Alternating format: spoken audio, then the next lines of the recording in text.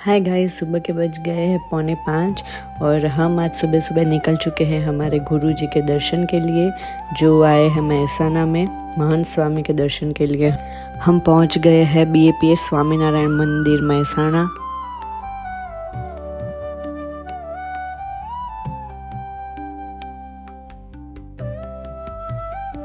Swaminarayan Swaminarayan.